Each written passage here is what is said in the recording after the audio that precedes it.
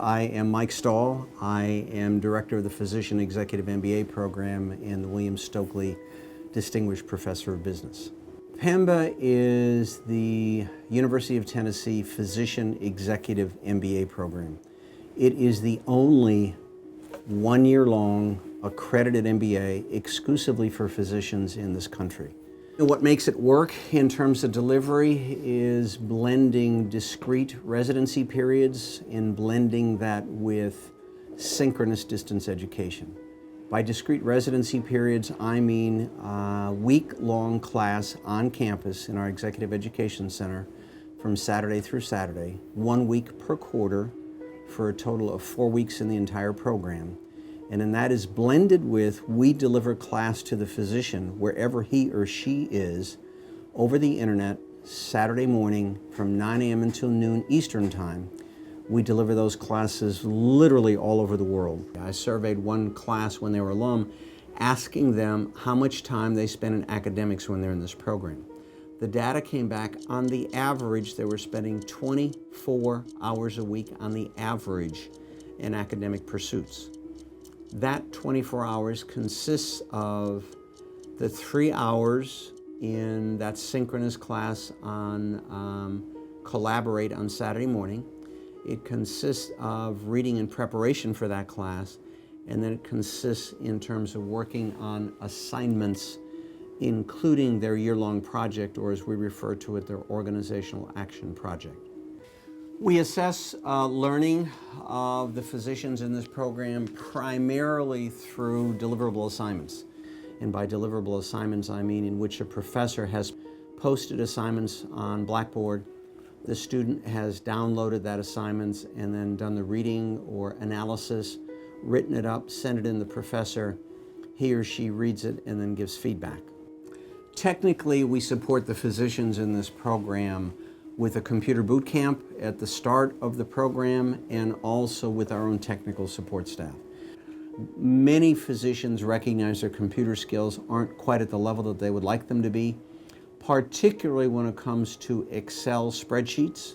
Then we might do one session on PowerPoint because they will be designing and presenting PowerPoint presentations throughout the program, and we believe in their physician leadership career. And the other item that we cover is a flight test to show them how to use Collaborate within Blackboard. I had the privilege of teaching the first Collaborate session in the program in early January, right after the physicians had been here for a week. I asked them to read a book first to get the intellectual juices flowing. I post a PowerPoint to Blackboard before the class and ask them to look at it. And then my role becomes facilitating their experience and the discussion. So you plan yes/no votes. You plan with cold call questions in which I might say something like, Scott, how would you define success of it? Who needs to put money on it for it to work? Or an open call question, and I would say something like, how would you describe the business plan situation of the surgeon business plan from John Hajar I asked you to look at? And the fourth device I use to maintain interaction is I will pose a series of questions and then break down the class into their cohort groups and put them into separate virtual meeting rooms in which they have their own electronic whiteboard, in which they can write out the answers to the questions on that whiteboard after they've discussed. After an appropriate point of time, I can snapshot those whiteboards back into the plenary room, and then we can have each cohort brief the rest of the class on what's on their whiteboard.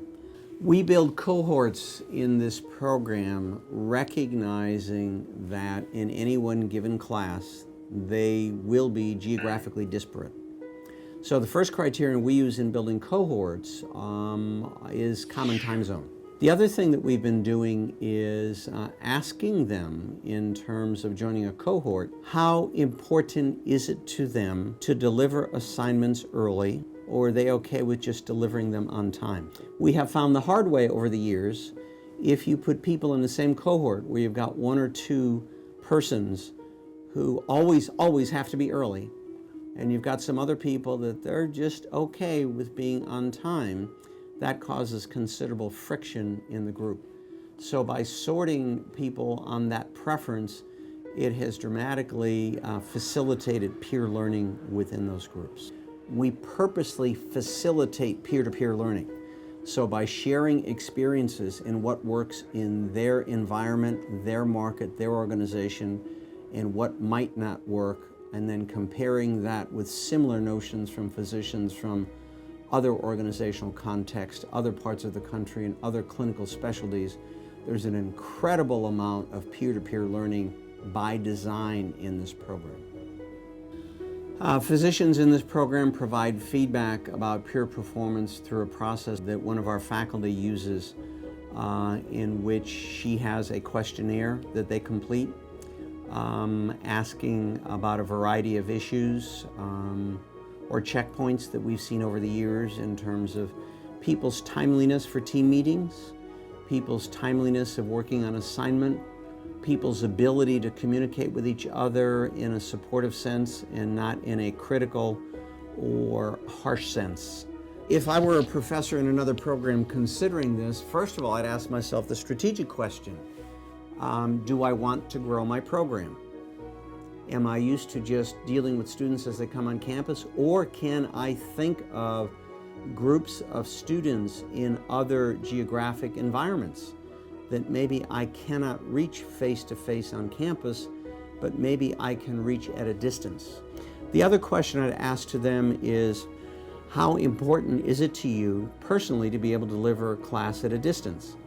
One of the nice things about it is you, as the faculty member, can facilitate or teach a class from virtually any place where you can get an internet connection.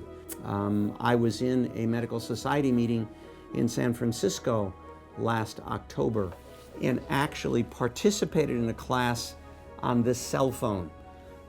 That mobility obviously added a dimension to the whole program.